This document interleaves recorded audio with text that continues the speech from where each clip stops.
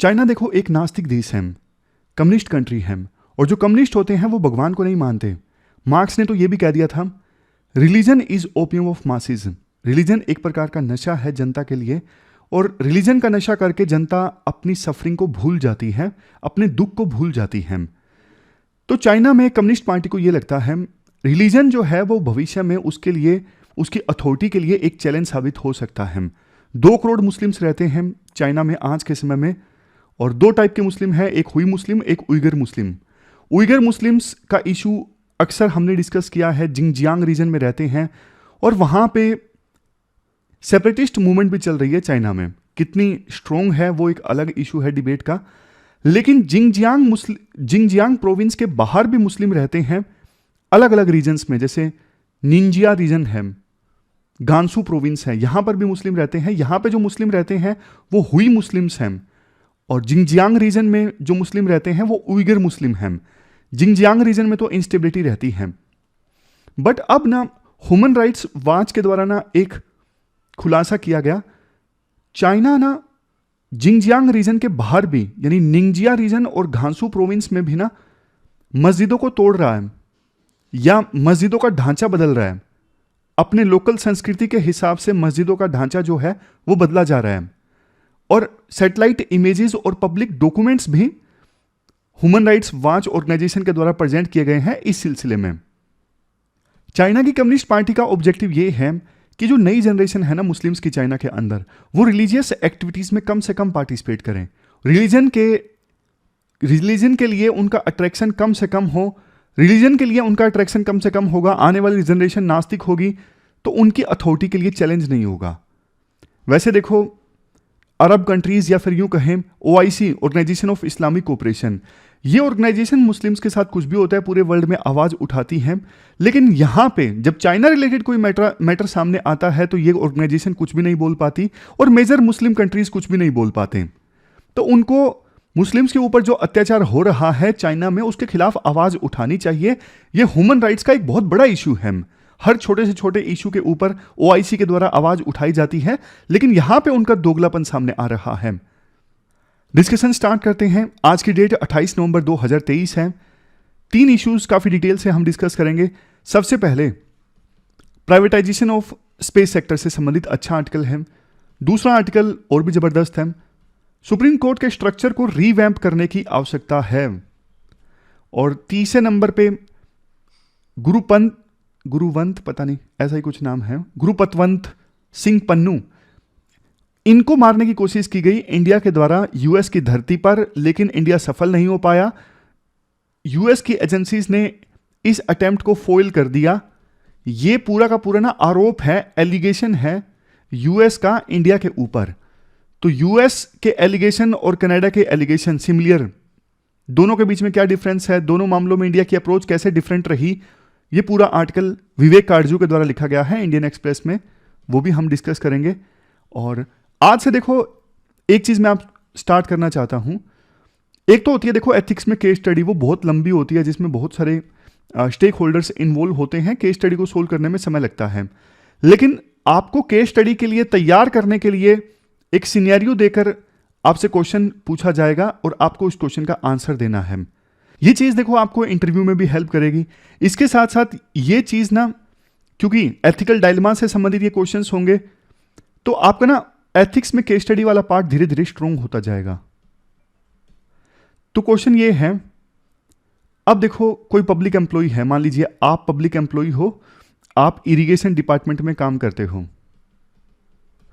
तो ना आपके पास एक लोकल पॉलिटिशियन का फोन आया कि ना मेरी साइड का जो खेत है ना वहां पे नहर से पानी छोड़ दीजिए। कायदे से उस लोकल पॉलिटिशियन के खेत के साइड जो नहर जाती है वहां पानी छूटने की बारी नहीं थी, लेकिन उस लोकल पॉलिटिशियन के द्वारा धमकी दी जाती है कि आपने अगर पानी नहीं छोड़ा तो मैं आपकी ट्रांसफर करवा दूंगा, देख लूंगा, आपको नुकसान करवा दूंगा, सस्पेंड करवा दूंगा। ये सारी धमकियां दी जाती हैं आपको उस लोकल पॉलिटिशियन के द्वारा, और बोला जाता है कि मेरे साइड का जो खेत है वहां की साइड नहर जो जाती है वो पानी आप छोड़ दीजिए ताकि मेरे खेतों को पानी मिल सके, लेकिन बारी नहीं है उस लोकल पॉलिटिशियन के खेत की। तो आप बताओ ऐसी सिचुएशन में आप क्या एक्शन लोगे? देखो एक चीज मैं आपको बताना चाहता हूं, एथिक्स में ना लिखने का बहुत स्कोप है। नॉर्मल कोर्स ऑफ एक्शन लगभग सभी को पता होता है कि ऐसी सिचुएशन में क्या एक्शन लेना चाहिए, लेकिन कुछ स्टूडेंट्स ऐसे होते हैं उस कोर्स ऑफ एक्शन को ना बढ़िया ढंग से लिखते हैं, वैल्यूज को इंक्लूड करते हैं अपनी लैंग्वेज में, तो उनका लिखा हुआ ना बढ़िया लगता है, वेग नहीं लगता। कुछ लोग एक्शन तो वही बताते हैं लेकिन वेग लैंग्वेज होती है, डिटेल्स नहीं होती, वैल्यूज का कोई उल्लेख नहीं होता, इंडियन सर्विस सिविल सर्विस के जो रूल्स हैं उनका उल्लेख नहीं होता, संविधान के आर्टिकल्स का उल्लेख नहीं होता। तो ये चीज मैटर करती है आप लिखते कैसे हो, एथिक्स में, खास करके एथिक्स में, एसे में और ऑप्शनल में। चलिए डिस्कशन स्टार्ट करते हैं। इसके बाद नेक्स्ट आर्टिकल स्पेस सेक्टर के प्राइवेटाइजेशन से संबंधित है और आप सिलेबस में जीएस पेपर 3 के इस टॉपिक से आर्टिकल को रिलेट कर सकते हो। मतलब क्या है प्राइवेटाइजेशन ऑफ स्पेस सेक्टर का? मतलब है इंडिया में स्पेस इंडस्ट्री को प्राइवेट कंपनीज के लिए ओपन करना। एग्जाम्पल के साथ समझते हैं। पहले देखो सिर्फ इसरो ही सैटेलाइट्स को बना सकता था, लॉन्च कर सकता था, बट अब प्राइवेटाइजेशन हो गया है स्पेस सेक्टर का, तो इवन प्राइवेट कंपनीज भी सैटेलाइट्स को बिल्ड कर सकती हैं, सैटेलाइट्स को लॉन्च कर सकती हैं। अब प्राइवेट कंपनीज के पास भी आजादी है। मतलब समझ लिया। अब कंटेस्ट की बात करते हैं। कंटेस्ट ये है, डिलोइट कंसल्टेंसी का ये कहना है हमारे देश में 2021 से लेकर 2022 के बीच में प्राइवेट इन्वेस्टमेंट जो है स्पेस सेक्टर में काफी ज्यादा बढ़ गई, 77% पिछले साल के कंपैरिजन में। और इसी पीरियड में 190 नए स्पेस स्टार्टअप्स इंडिया में ओपन हुए, जो कि एक अच्छी खबर है। इंडियन स्पेस टेक सेक्टर को फंडिंग कितनी मिली 2023 में? अभी तक देखो $62 मिलियन की फंडिंग मिली है इंडिया के स्पेस टेक सेक्टर को, पिछले साल के कंपैरिजन में 60% ज्यादा है। अगर देखो इंडिया के स्पेस सेक्टर के पोटेंशियल की बात करें, आज के समय में इंडिया की स्पेस इकोनॉमी ना 6700 करोड़ की है। आप पूछोगे सर ये इंडिया की स्पेस इकोनॉमी से क्या मतलब है?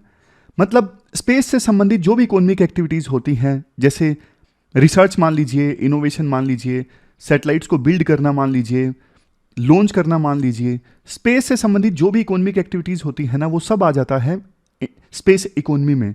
तो इंडिया की स्पेस इकोनॉमी आज के समय में 6700 करोड़ की है और ग्लोबल स्पेस इकोनॉमी का ये सिर्फ 2% है।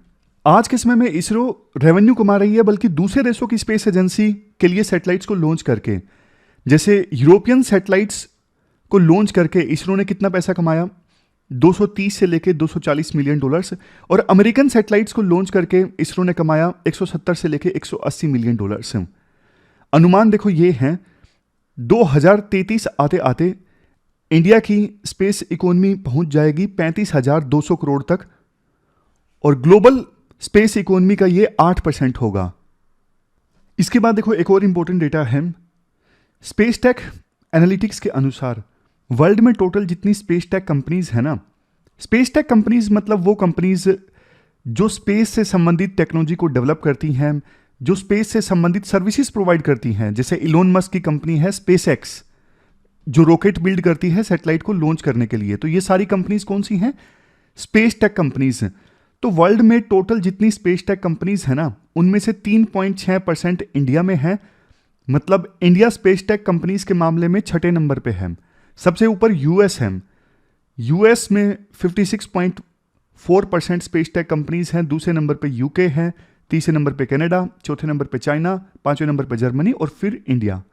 इकोनॉमिक सर्वे ऑफ इंडिया का ये कहना है 2012 से लेके अभी तक इंडिया में 100 से ज्यादा एक्टिव स्पेस कंपनीज हैं। नेक्स्ट पॉइंट देखो, सरकार ये भी चाहती है कि बाहर से इन्वेस्टमेंट आए इंडिया के स्पेस सेक्टर में। तो आज के समय में ना 100% एफडीआई अलाउड है इंडिया के स्पेस सेक्टर में। मतलब यूके की कोई कंपनी जो है वो इंडिया में आके स्पेस ऑपरेशन चला सकती है, स्पेस मैन्युफैक्चरिंग फैसिलिटी इस्टेब्लिश कर सकती है, लेकिन गवर्नमेंट रूट से। गवर्नमेंट रूट से का मतलब ये है कि गवर्नमेंट से परमिशन लेनी पड़ेगी, डिपार्टमेंट से अप्रूवल लेना पड़ेगा, उसके बाद वो अपने आप से खुद ही फैसिलिटी इस्टेब्लिश कर सकती है, ऑपरेशन स्टार्ट कर सकती है। धीरे धीरे सरकार का लक्ष्य ये है ये गवर्नमेंट रूट भी हटाया जाए और एफडीआई और भी इजी हो जाए इंडिया के स्पेस सेक्टर में आना। कुल मिला के देखो इस प्राइवेटाइजेशन ऑफ स्पेस सेक्टर्स ने के ना काफी सारे फायदे हैं। एक तो देखो प्राइवेट कंपनीज की एंट्री होगी तो इसरो अपने मूल वर्क पे फोकस कर सकेगा। इसरो का मूल वर्क जैसे मतलब जो सबसे ज्यादा इंपॉर्टेंट है रिसर्च, रिसर्च पे फोकस कर सकेगा इसरो, इनोवेशन पे फोकस कर सकेगा। बाकी जो मैनुअल काम है कि सैटेलाइट्स को मैन्युफैक्चर करना, सैटेलाइट्स को बिल्ड करना, ये सब प्राइवेट कंपनीज को सौंपा जा सकेगा। जैसे नासा आज के समय में इलोन मस्क की सहायता लेती है नॉर्मल रूटीन के सैटेलाइट ऑपरेशंस के लिए और खुद फोकस कर रही है रिसर्च और इनोवेशन पर। इसके बाद next point, private space companies आएंगी तो इसका देखो जनता को लाभ मिलेगा, इसका सोशो इकोनॉमिक इंपैक्ट भी मिलेगा। प्राइवेट कंपनीज आएंगी तो कहीं ना कहीं वो सैटेलाइट कम्युनिकेशन का फायदा उठाना चाहेंगी अलग अलग सेक्टर्स में, और अल्टीमेटली फायदा किसको होगा? जनता को होगा। स्पेस टूरिज्म इंक्रीज होगा, इकोनॉमिक एक्टिविटीज ज़्यादा होंगी, रोजगार मिलेगा, इंडिया एक्सपोर्ट कर सकेगा स्पेस एप्लीकेशंस को, स्पेस सर्विसेज को, इससे हमें फॉरेन रेवेन्यू हासिल होगा फॉरेन करेंसी में, तो फॉरेन एक्सचेंज रिजर्व हमारा मजबूत होगा, तो फायदा ही फायदा है। बट देखो ऐसा नहीं है कि पिक्चर सिर्फ पॉजिटिव ही पॉजिटिव है, कुछ चैलेंजेस भी हैं। जैसे सबसे बड़ा चैलेंज ये है, जितनी इन्वेस्टमेंट, जितनी प्राइवेट इन्वेस्टमेंट आनी चाहिए ना स्पेस सेक्टर में, उतनी नहीं आ रही है। जैसे 2015 में अप्रोक्सीमेटली 129 बिलियन डॉलर्स की वीसी फंडिंग मिली अलग अलग सेक्टर्स को। वीसी फंडिंग मतलब वेंचर कैपिटल वाली जो फंडिंग होती है, सिंपल भाषा में बोलूं, स्टार्टअप्स को इनिशियल फेज में जो इन्वेस्टमेंट मिलती है ना इन्वेस्टर्स से, वो वीसी फंडिंग। तो ना दूसरे सेक्टर्स को जैसे इंटरनेट, डिजिटल मीडिया, हार्डवेयर, इन सेक्टर्स को ज़्यादा वीसी फंडिंग मिली, ज़्यादा इन्वेस्टमेंट मिली। बट स्पेस सेक्टर को आउट ऑफ 129 बिलियन डॉलर्स सिर्फ 2 बिलियन डॉलर्स की इन्वेस्टमेंट मिली, वो भी सिर्फ 44 डील्स में, यानी स्पेस बेस्ड कंपनीज के साथ में अलग अलग इन्वेस्टर्स की 44 डील साइन हुई जिसमें उनको इन्वेस्टमेंट मिली। अब नेक्स्ट पॉइंट ये है, स्पेस सेक्टर में जो कॉमर्शियल कंपनीज है ना, वो सेल्फ सस्टेनिंग बिजनेस नहीं इस्टेब्लिश कर पा रही हैं। जैसे एग्जाम्पल के तौर पे 20 साल पहले ये बोला गया था कि कॉमर्शियल सैटेलाइट बिजनेस अब अपने आप में सेल्फ सस्टेनिंग होगा, यानी सैटेलाइट्स को लॉन्च करना, उससे रेवेन्यू कमाना अपने आप प्राइवेट कंपनीज का काम चलता जाएगा। लेकिन ऐसा हो नहीं रहा है, अभी भी गवर्नमेंट के इन्वॉल्वमेंट की आवश्यकता पड़ती है। तो सेल्फ सस्टेनिंग सैटेलाइट बिजनेस नहीं इस्टेब्लिश हो पा रहे हैं। हालांकि फ्यूचर में होप है ऐसा हो जाएगा। Next point, insurance companies insurance देने को कई बार राजी नहीं होती हैं आसानी से। उन्हें लगता है ये स्पेस बेस्ड जो टेक्नोलॉजीज है ना रिलायबल नहीं है, इनको इंश्योरेंस देंगे तो फंस जाएंगे क्योंकि ये सक्सेसफुल नहीं होंगी। नेक्स्ट पॉइंट, अब लास्ट में थोड़ा सा प्रोज एंड कॉन्स अलग से बताए जाते हैं। जैसे स्पेस एक्स कंपनी है इलोन मस्क की, ब्लू ओरिजिन कंपनी किसकी है? जेफ बेजोस की है, जो अमेजोन के फाउंडर हैं। अब ये कई सारी कंपनीज हैं, इन्होंने स्पेस सेक्टर को एकदम से रेवोल्यूशनाइज कर दिया है। सैटेलाइट को लॉन्च करने की कॉस्ट काफ़ी कम हो गई है, सैटेलाइट को लॉन्च करना काफ़ी आसान हो गया है। सरकारी कंपनीज बहुत टाइम लेती थी, समय लग जाता था सैटेलाइट को लॉन्च करने में, तब तक सैटेलाइट सर्विसेज प्रोवाइड करता, उसमें भी बहुत टाइम लग जाता था। लेकिन ये प्राइवेट कंपनीज इनोवेशन लेके आई हैं, एडवांस टेक्नोलॉजी लेकर आई हैं। ब्लू ओरिजिन कंपनी है ना जेफ बेजोस की, ये तो स्पेस टूरिज्म प्रोवाइड कर रही है। आपको भी जाना है सिलेक्शन के बाद तो आप बुक कर सकते हो इनकी वेबसाइट पे जाके। ये आपको अर्थ एटमॉस्फेयर के बियॉन्ड लेकर जाएंगे, मतलब स्पेस की सैर करवाएंगे और वापस लेकर आएंगे। नेचुरल रिसोर्सेज, अब बहुत सारे देश ऐसे हैं जो कोशिश कर रहे हैं कि space bodies, for example moon है या मार्स है, यहां से जो रिसोर्सेज मिलेंगे उनकी माइनिंग कैसे की जा सकती है, उनको यूज कैसे किया जा सकता है, इस दिशा पे, इस डोमेन पे नजर है विभिन्न देशों की, और विभिन्न देश इसके लिए लीगल फ्रेमवर्क भी बना रहे हैं। कैसे अलग अलग स्पेस बॉडीज के ऊपर जो रिसोर्सेज मौजूद हैं उनको एक्सप्लोर करने के, माइन करने के राइट्स हमारे पास होंगे। इसके लिए लग्जमबर्ग ने लीगल फ्रेमवर्क तैयार किया है। इसके बाद जापान और यूएई ने भी लीगल फ्रेमवर्क तैयार किया है, मतलब एक्शन लिया है स्पेस बॉडीज के ऊपर मौजूद रिसोर्सेज को एक्सप्लोर करने के लिए। कॉन्स की बात करें, रेगुलेशन स्पेस सेक्टर का देखो आसान नहीं है। सैटेलाइट को बिल्ड करना, सैटेलाइट को लॉन्च करना, आपको पता है इतना आसान नहीं है और रिस्की भी बहुत है। कल को देखो किसी प्राइवेट कंपनी के द्वारा सैटेलाइट लॉन्च किया, नहीं चला, गिर गया जमीन पर, किसी शहर के ऊपर गिर गया, तो रिस्क बहुत ज़्यादा है। और बहुत सारी प्राइवेट कंपनीज हो गई तो उनका रेगुलेशन भी मुश्किल हो जाएगा। तो रेगुलेशन में थोड़ा तो दिक्कत है। और इवन प्राइवेट कंपनीज को भी यही दिक्कत है कि रेगुलेशन में बहुत समय ले लेती है सरकार, कहने को ओपन कर दिया है स्पेस सेक्टर को, लेकिन एक एक फाइल को अप्रूव करने में बहुत समय लगा दिया जाता है। नेक्स्ट है स्पेसक्राफ्ट एमिशन। अब जैसे जैसे देखो प्राइवेट सैटेलाइट्स, प्राइवेट कंपनीज के द्वारा लॉन्च किए गए सैटेलाइट्स की संख्या बढ़ेगी, एमिशन ज़्यादा होगा। और दूसरा देखो, संख्या स्पेस में ज़्यादा बढ़ जाएगी सैटेलाइट्स की, तो होगा क्या, ज़्यादा सैटेलाइट्स काम करना बंद कर देंगे, डिसफंक्शन होंगे, तो वो घूमते रहेंगे ऑर्बिट में, डेब्रीज मतलब फंक्शनल सैटेलाइट से टकरा जाएंगे। कहने का मतलब है कचरा बढ़ जाएगा स्पेस में। लास्ट में कुछ और इंपॉर्टेंट सजेशंस दिए जाते हैं। देखो, इसरो के पास में इतना इंफ्रास्ट्रक्चर है, इतने सालों की मेहनत है, इतनी टेक्नोलॉजी वो डेवलप कर चुके हैं, तो इसरो को ना हेल्प भी करनी चाहिए प्राइवेट कंपनीज की। जो देश के स्टार्टअप्स हैं उनके लिए अपने दरवाजे खोलने चाहिए कि आइए आप हमारे इंफ्रा का यूज़ कीजिए, हम आपको थोड़ा सिखाते भी हैं। इसके अलावा इसरो को ना ट्रेन करना चाहिए, स्किल प्रोवाइड करनी चाहिए टेक्नीशियंस को, साइंटिफिक असिस्टेंट्स को। इससे वास्तव में हमारे देश में स्पेस रेवोल्यूशन आएगा। सिर्फ प्राइवेट सेक्टर के लिए दरवाजे ओपन करने से काम नहीं चलेगा, प्राइवेट कंपनीज की हेल्प भी करनी पड़ेगी। कंक्लूजन में तो यही कहा जा सकता है कि इंडिया के स्पेस सेक्टर में ना पोटेंशियल बहुत ज़्यादा है, लेकिन दो चीज़ों पे ध्यान देने की आवश्यकता है, इस पोटेंशियल को हम यूज़ कर पाएं, और दूसरा जो फ्रेमवर्क है, रेगुलेशन का फ्रेमवर्क है, वो मजबूत होना चाहिए। ऐसा ना हो कि प्राइवेट कंपनीज आ जाएं लेकिन रेगुलेशन बिल्कुल लूज हो और फिर वर्ल्ड में इंडिया का नाम खराब हो कि हाँ ये तो अच्छा सर्विस नहीं देते हैं स्पेस सेक्टर में। ऐसा भी नहीं होना चाहिए। चलते हैं आगे। इसके बाद नेक्स्ट आर्टिकल सुप्रीम कोर्ट के स्ट्रक्चर को रिवैम्प करने से संबंधित है, और आप जीएस पेपर सेकंड के इस टॉपिक से आर्टिकल को रिलेट कर सकते हो। देखो, सुप्रीम कोर्ट के पास ना 3 प्रकार के मामले जाते हैं, मतलब 3 प्रकार की जुरिडिक्शन सुप्रीम कोर्ट के पास हैं। सबसे पहले ओरिजिनल जुरिडिक्शन, मतलब ऐसे मामलों की सुनवाई सुप्रीम कोर्ट करता है जो सुप्रीम कोर्ट में ही ओरिजिनेट होते हैं।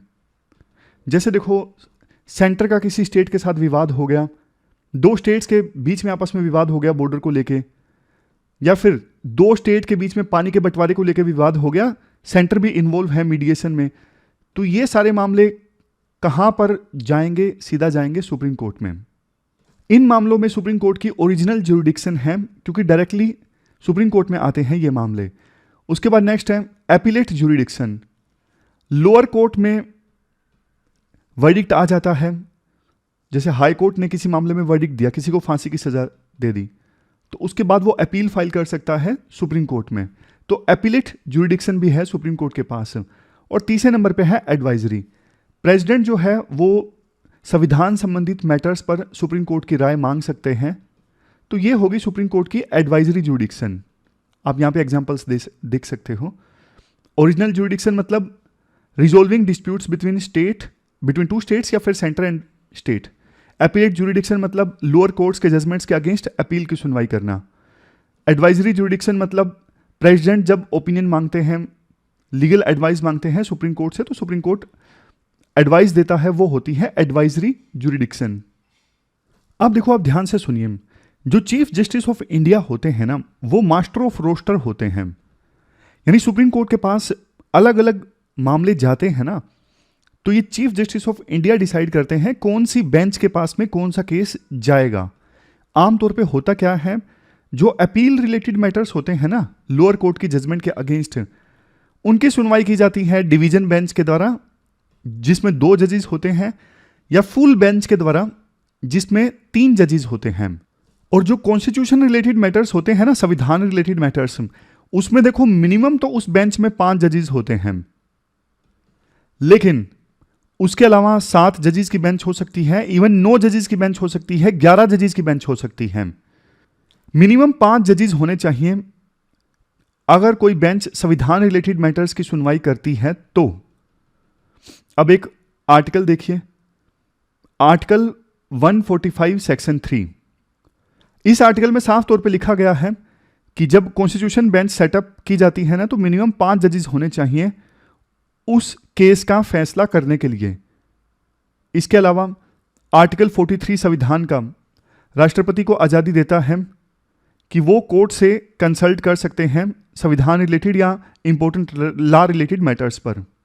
राइटर का पॉइंट देखो यहां पर यह है, सुप्रीम कोर्ट ना काफी बार बहुत घटिया मामलों को भी एंटरटेन कर लेती है। जिनका कोई सर पैर नहीं है। जैसे एक मामला आया सुप्रीम कोर्ट के पास जिसमें पिटिशनर ने कहा कुरान से कोई पैसेज जो है कुछ टेक्स्ट डिलीट किया जाए। अब यह मामला भी सुप्रीम कोर्ट ने एंटरटेन किया। इवन कई बार और भी ज्यादा ऐसे ऐसे मामलों को सुप्रीम कोर्ट एंटरटेन कर लेती है जो नहीं करने चाहिए कायदे से। इसी वजह से सुप्रीम कोर्ट में ना केसेस की संख्या बढ़ती जा रही है। सुप्रीम कोर्ट में आज के समय में 34 जजेस हैं, केसेस की संख्या बढ़ के हो गई है ऑलमोस्ट 80,000। केसेस की पेंडेंसी बढ़ती जा रही है, इसलिए सुप्रीम कोर्ट के स्ट्रक्चर में रिवैम्प की आवश्यकता है। Chief justice of India DY Chandrachud ने हाल ही में बोला, मेरी इंटेंशन ये है कि ना एक परमानेंट कॉन्स्टिट्यूशन बेंच क्रिएट की जाए जो सिर्फ संविधान संबंधित मामलों को ही सुनवाई करे। यह सुप्रीम कोर्ट का परमानेंट फीचर होना चाहिए। वैसे देखो, मार्च 1984 में 10th law commission of India ने यह प्रपोज किया था कि सुप्रीम कोर्ट को ना 2 डिवीजन्स में डिवाइड कर दिया जाए। एक डिवीजन कॉन्स्टिट्यूशनल डिवीजन और दूसरा लीगल डिवीजन।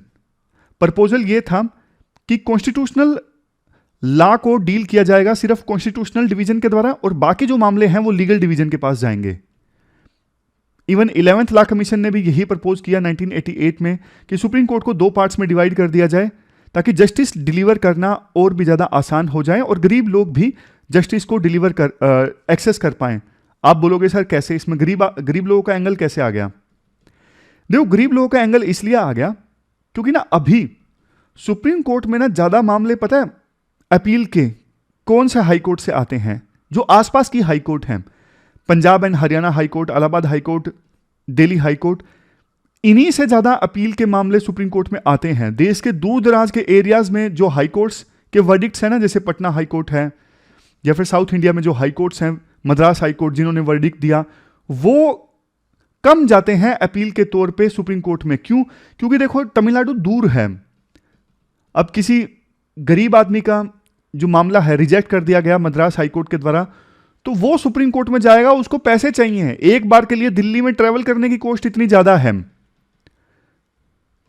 बट चूंकि Punjab and Haryana high court, Delhi high court, Allahabad high court ये नजदीक हैं दिल्ली के, इसलिए इन हाई कोर्ट्स के जो जजमेंट्स हैं ना उनके खिलाफ अपील ज्यादा आती है सुप्रीम कोर्ट में। दूर दराज के एरियाज के जो लोग हैं वो हाई कोर्ट के जजमेंट के अगेंस्ट नहीं अपील फाइल कर पाते, उनके पास कई बार नहीं पैसा होता, टाइम भी नहीं होता उतना। तो ना Bihar legal sports society versus chief justice of India 1986 का केस, इसमें सुप्रीम कोर्ट ने यह कहा था एक नेशनल कोर्ट ऑफ अपील होनी चाहिए। नेशनल कोर्ट ऑफ अपील जो सिर्फ अपील सुनने का काम करे, जो बाकी कॉन्स्टिट्यूशनल मैटर्स पर सुनवाई ना करे। इस नेशनल कोर्ट ऑफ अपील का काम हो सिर्फ और सिर्फ अपील सुनना, और सुप्रीम कोर्ट को काम दे दिया जाए लॉ रिलेटेड मैटर्स हैं या फिर संविधान रिलेटेड मैटर्स हैं उनकी सुनवाई करना। समझ रहे हो? इस केस में सुप्रीम कोर्ट ने कहा था अलग से एक अपील की कोर्ट बना दो, मतलब हाई कोर्ट के जजमेंट के बाद मामला जाएगा नेशनल कोर्ट ऑफ अपील में। और सुप्रीम कोर्ट के पास कौन से मामले जाएंगे? सिर्फ संविधान और लॉ रिलेटेड मैटर्स जाएंगे सुप्रीम कोर्ट के पास।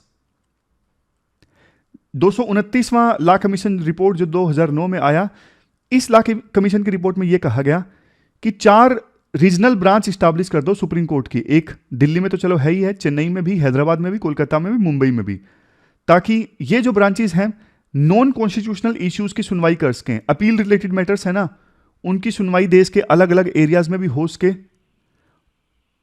और जो कॉन्स्टिट्यूशनल बेंच है वो सिर्फ दिल्ली में बैठे। ये भी सही सजेशन था, लेकिन फॉलो कुछ नहीं हुआ। तो राइटर ये कहते हैं अब देखो टाइम आ चुका है कि सुप्रीम कोर्ट ना बस ये नॉर्मल जो अपील रिलेटेड मैटर्स है ना इनमें ही फंस के रह जाती है, और जो इंपॉर्टेंट कॉन्स्टिट्यूशनल रिलेटेड मैटर्स हैं उन पे सुप्रीम कोर्ट सुनवाई नहीं कर पाती। शुरुआत में ना हमारे देश में 3 सुप्रीम कोर्ट हुआ करती थी, एक बॉम्बे में, एक कलकत्ता में, एक मद्रास में। फिर 1861 में एक एक्ट आया, इंडियन हाई कोर्ट्स एक्ट। इस एक्ट ने ना Bombay supreme court, Calcutta supreme court, Madras supreme court, इन सब का नाम बदल के हाई कोर्ट कर दिया। Bombay high court, Calcutta high court, Madras high court कर दिया। बाद में फिर गवर्नमेंट ऑफ इंडिया एक्ट 1935 में federal court of India establish करने का प्रोविजन किया गया था। ये एक एपिलेट बॉडी होगी प्राइवेट काउंसिल्स और हाई कोर्ट्स के लिए। फाइनली इंडिया ने संविधान अडॉप्ट किया 1949 में, और सुप्रीम कोर्ट हम जैसा कि जानते हैं 28 जनवरी 1950 को बनाया गया संविधान के आर्टिकल 124 के अंतर्गत, मतलब संविधान आने के 2 दिनों के बाद। संविधान के आर्टिकल 130 में लिखा हुआ है, सुप्रीम कोर्ट बैठेगी दिल्ली में या फिर अदर प्लेसेस में, जैसा कि chief justice of India decide कर सकते हैं प्रेसिडेंट की अप्रूवल के बाद फ्रॉम टाइम टू टाइम। तो शुरुआत में डिसाइड किया गया कि सुप्रीम कोर्ट सिर्फ दिल्ली में बैठेगी, बट अब शायद टाइम आ गया है कि सुप्रीम कोर्ट की ब्रांचेज ओपन की जाएं देश के अलग अलग हिस्सों में, ताकि जो गरीब लोग हैं वो भी जस्टिस को एक्सेस कर पाएं। फिर कुछ और इंफॉर्मेशन दी जाती है, जैसे शुरुआत में जब सुप्रीम कोर्ट बनी थी ना, तो 8 जज थे including chief justice of India. धीरे धीरे काम का बोझ बढ़ता गया तो संख्या भी इंक्रीज होती गई। 1956 में जजेस की संख्या 11 हो गई, 1960 में 14, 1978 में 18, 1986 में 26, 2009 में 31 और 2019 में बढ़ के संख्या हो गई 34। आज सुप्रीम कोर्ट में ना पूरे साल में संविधान से संबंधित ना 8 से 10 डिसीजंस लिए जाते हैं, जिसमें 5 या फिर 5 से अधिक जजेस की बेंच बैठती है। मेन रूप से तो देखो सुप्रीम कोर्ट एक अपील कोर्ट बन के रह गई है। बाकी संविधान रिलेटेड मैटर्स की सुनवाई, जैसा पहले भी बताया गया, ना के बराबर होती है। पूरे साल में 8-10 वर्डिक्ट तो और भी कम आते हैं। तो कंक्लूजन यही है कि सुप्रीम कोर्ट का काम जो है डिवाइड किया जा सकता है। फाइनल कोर्ट ऑफ अपील एक काम और परमानेंट कॉन्स्टिट्यूशन बेंच दूसरा काम। जो परमानेंट कॉन्स्टिट्यूशन बेंच है ना, ये सिर्फ संविधान रिलेटेड मैटर्स की सुनवाई करें। इस परमानेंट बेंच के पास में अपील रिलेटेड मैटर्स ना जाएं। तो इससे फायदा ये होगा, ज्यादा संविधान रिलेटेड मैटर्स की सुनवाई की जा सकेगी सुप्रीम कोर्ट के द्वारा, जो कि एक इंपॉर्टेंट काम है, मतलब बहुत ही ज्यादा इंपॉर्टेंट काम है। तो ये पूरा आर्टिकल हमने डिस्कस किया, चलते हैं आगे। इसके बाद देखो इंडियन एक्सप्रेस में आज एक आर्टिकल पब्लिश हुआ है। इंडिया के सामने एक बड़ा डिप्लोमेट चैलेंज है। विवेक काटजू ने यह आर्टिकल लिखा है। रिटायर्ड एम्बेसडर हैं, मतलब farmer ambassador, retired Indian foreign service के ऑफिसर। देखो आपको याद होगा जून में क्या हुआ था। हरदीप सिंह निज्जर कनाडा में एक खालिस्तानी सपोर्टर, इनकी हत्या हुई थी और कनाडा के प्राइम मिनिस्टर ने पार्लियामेंट में खड़े होकर आरोप लगा दिया इंडिया के ऊपर।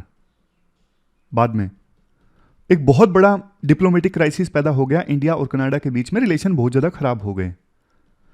इंडिया ने इस एलिगेशन के आरोप में कहा कि ये जो एलिगेशन है एब्सर्ड है, रिडिकुलस है।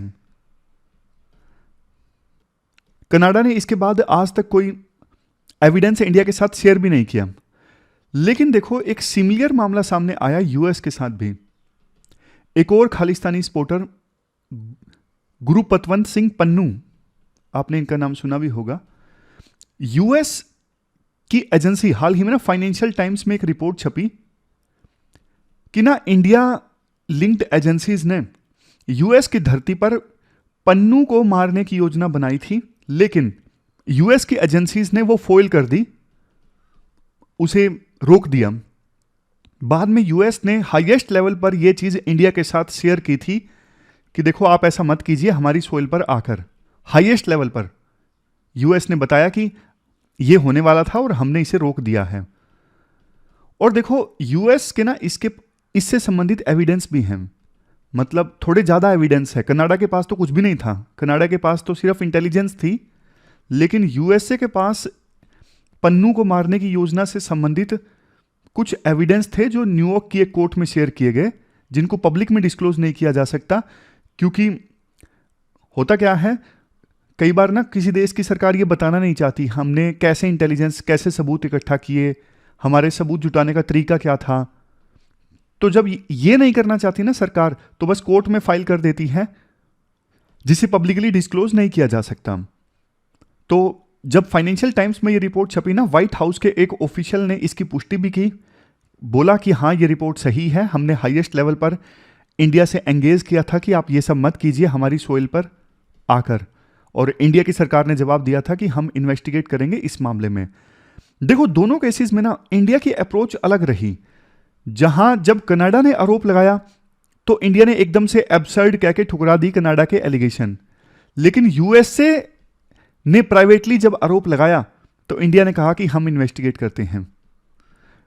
अप्रोच अलग होने का रीजन यह था, यूएस देखो ज्यादा सीरियस कंट्री है कनाडा से, यूएस के साथ हमारे रिश्ते मैटर करते हैं, हमें यूएस की आवश्यकता है। और यूएस ने भी डिग्निफाइड ढंग से इंडिया को बताया, ऐसा नहीं कि पब्लिक में डिस्क्लोज कर दिया एकदम से। हाईएस्ट लेवल पे इंडिया को बताया गया और सीक्रेटली बताया गया। यूएस को भी पता है कि पब्लिकली इंडिया को ह्यूमिलिएट करके, मतलब इंडिया की छवि खराब करके कुछ हासिल नहीं होगा। तो दोनों केसेस में ना इंडिया की अप्रोच अलग अलग रही। बट देखो बात ये है, ये जो वेस्टर्न कंट्रीज है ना, चाहे यूएस हो या फिर कनाडा हो, ये जब इनके इंटरेस्ट की बात आती है ना तो दूसरे देश में जाके भी इंटरवेंशन करते हैं। जैसे यूएस ने अफगानिस्तान में इंटरवेंशन किया, इराक में किया। लेकिन जब दूसरे देशों के इंटरेस्ट की बात आती है ना, फिर ये इस प्रकार के काम करते हैं ना। ये लोग जो कर रहे हैं खालिस्तानी, जो freedom of speech and expression है, हम उनके खिलाफ कार्रवाई नहीं कर सकते, हम उनको नहीं पकड़ सकते। फिर वेस्टर्न कंट्रीज को लिबर्टी याद आती है, फ्रीडम ऑफ एक्सप्रेशन याद आती हैं, ये सारी चीज़ें याद आती हैं। जब खुद का मामला हो तो दूसरे देश में जाके उस देश को तबाह करके आ जाएंगे। इराक को तबाह कर दिया, अफगानिस्तान को तबाह कर दिया, क्योंकि इनके इंटरेस्ट इन्वॉल्व थे। जब हमारे इंटरेस्ट इन्वॉल्व हैं तो फिर ये पन्नू को भी बचाएंगे, निज्जर को भी बचाएंगे। तो राइटर कहते हैं देखो इंटरनेशनल रिलेशन में ना हर कोई अपना अपना इंटरेस्ट देखता है और इंडिया को भी अपने ही इंटरेस्ट देखने पड़ेंगे। अगर विदेशी धरती पर खालिस्तानी एक्टिविटीज होती हैं, उसे रोकना इंडियन इंटेलिजेंस एजेंसीज का काम है, लेकिन थोड़ा सोच समझ के काम करना होगा। अगर इसमें इंडिया की इन्वॉल्वमेंट सामने आती है तो फिर देखो इसके रिपरकशंस होते हैं। इंटरनेशनल लेवल पे इंडिया की छवि खराब होती है, दो देश के बीच में रिश्ते खराब होते हैं। तो इंडिया को ये जो चैलेंज है ना, बहुत बारीकी से निपटना पड़ेगा कि विदेशी धरती पर खालिस्तानी एक्टिविटीज भी ना हो और इंडिया की छवि भी खराब ना हो।